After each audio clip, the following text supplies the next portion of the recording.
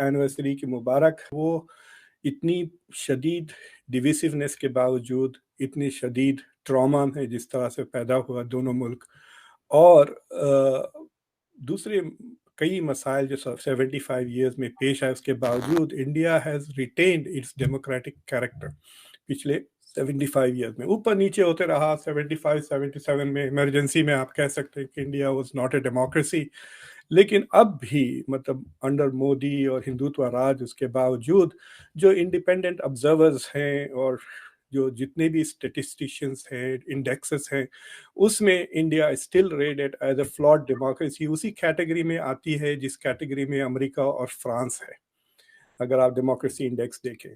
और अगर south Asia को देख लें तो इंडिया की जो डेमोक्रेसी है still far ahead of anybody in the region. खासतौर से जो मुस्लिम ममालिक हैं, बांग्लादेश और अफगानिस्तान, इनकी रेटिंग्स तो 100 के ऊपर आ जाती है डेमोक्रेसी इंडेक्स के रैंक में।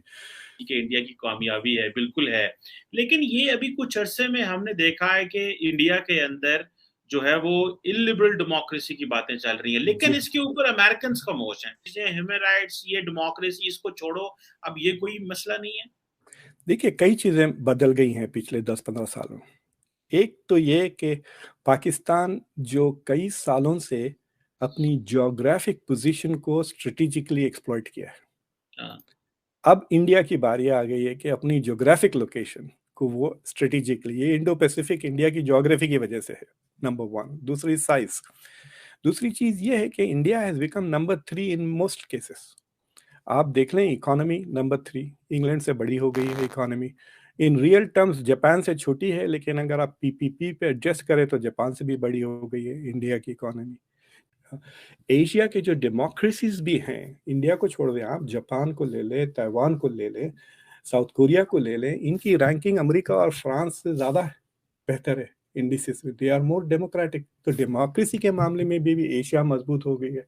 दूसरी चीज़ ये है कि जो चीज़ें पर इंडिया की तनकीद की जा सकती है वो प्रॉब्लम्स अमेरिका में भी है। तो मिसाल के तौर पे, जी हाँ, इंडिया की डेमोक्रेसी में मेजॉरिटेरियन जरूर है, लेकिन इंडिया के इलेक्टोरल प्रोसेस पे किसी को शक नहीं है। मोदी ने जीत गया यूपी, किसी ने आके ने ये नहीं कहा कि आपका इलेक्शन बेकार था, लूट गया, चोरी हो गई, जिस तरह अमेरिका में होता है। अमेरिका के पिछले 3 प्रेसिडेंट्स की क्वेश्चन करे हुए हैं, राइट, कि इलेक्शन फेयर है या नहीं है। Losers are not acknowledging. तो इनफैक्ट इंडिया से ज्यादा कहिए कि कमजोर at the moment American democracy है। ये यकीनन India, America has great human rights record अभी भी, लेकिन जहाँ तक कि डेमोक्रेटिक प्रोसेसेस है, प्लस अमेरिका की जो रेसिज्म है, यूरोप का रेसिज्म है, अब सबके सामने नजर आ गया है। तो अब क्या है कि जब इंडिया को कहते हैं कि भाई आपके पास से बास आ रही है, तो वो भी पलट के कहते हैं भाई आपकी बात से तो सारी दुनिया चमक रही है, यू आर स्मेलिंग लॉन्ग। तो इंडिया के पास तीसरी चीज ये है कि India has the confidence now to say it. आप ये जयशंकर के प्रेस कॉन्फ्रेंसेस देखें, वो पलट के ऐसे जवाब देते हैं, सीधे हो जाते हैं।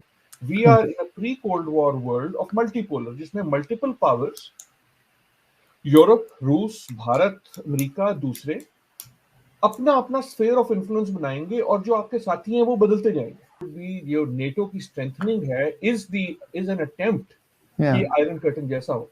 अच्छा, अगर आयरन कर्टन नहीं है तो भारत जो है, despite being very closer to the US than it has ever been in its history, resist कर रहा है ना आयरन कर्टन को।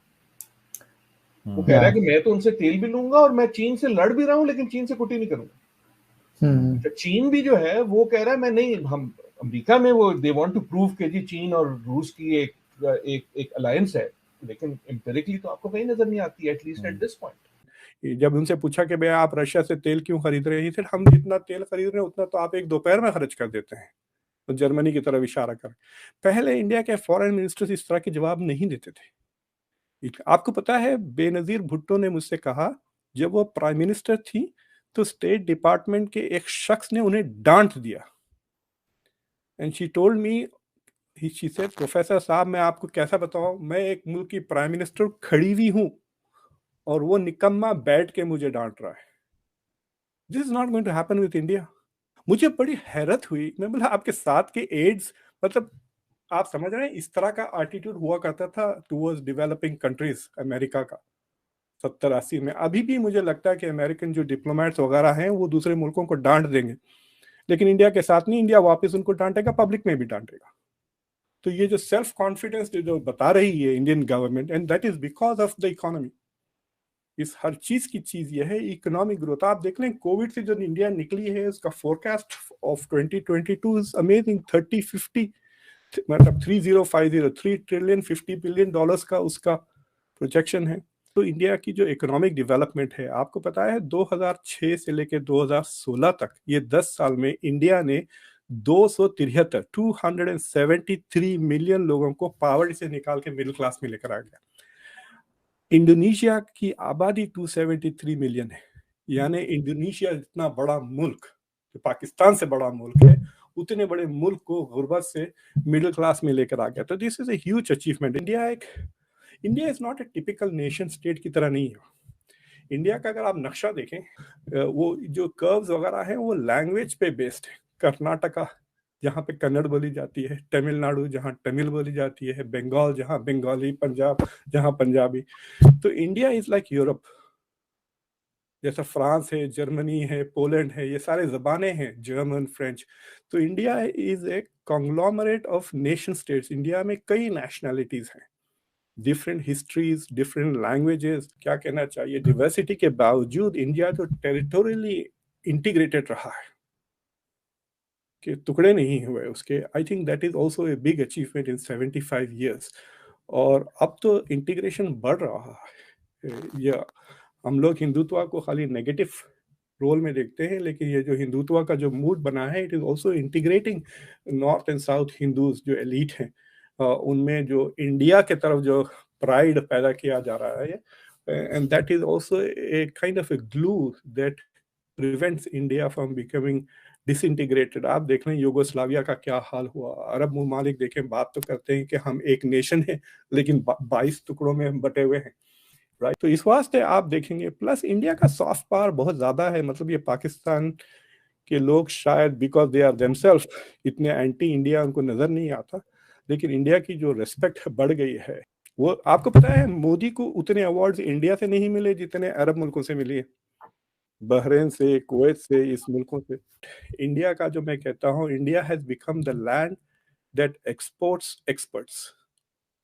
आप कहीं भी चले जाए दुनिया में, अब मिडल ईस्ट में चले जाएं, यूरोप में चले जाएं, अमेरिका आ जाएं, आप देख रहे हैं कि मेन पोजीशंस पे आईटी के सीईओ, माइक्रोसॉफ्ट को ले लें, गूगल को ले लें, जितने भी बड़ी कंपनीज हैं, इंटरनेशनल ऑर्गेनाइजेशन है, वहाँ पे आपको हर जगह इंडियंस मिल जाएंगे। So India is exporting experts. अभी मैं इस साल मेरा बेटा हार्वर्ड से ग्रेजुएट हुआ, मैं वहाँ गया था उसके ग्रेजुएशन के लिए। तो हार्वर्ड कॉलेज और हार्वर्ड बिजनेस स्कूल दोनों के डीन इंडियंस हैं। तो आप देखेंगे कि इंडिया की यहाँ पे जो बेस्ट कंप्यूटर साइंस की यूनिवर्सिटी है, कार्नेगी मेलन, उसका प्रेसिडेंट इंडियन है। तो अगर आप एकेडेमिया ले लें, जर्नलिज्म में देख लें, आप फरीद जकरिया है, तो वाइस प्रेसिडेंट कुछ कमला हैरिस है।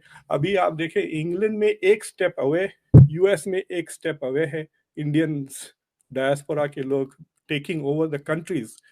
तो ये इंडिया का ये बहुत बड़ा अचीवमेंट इंडिया का हैज बिकम कि India has become a society based on knowledge production, but is also exporting experts. इतने आपको किसी मुल्क के एक्सपर्ट्स दुनिया में आपको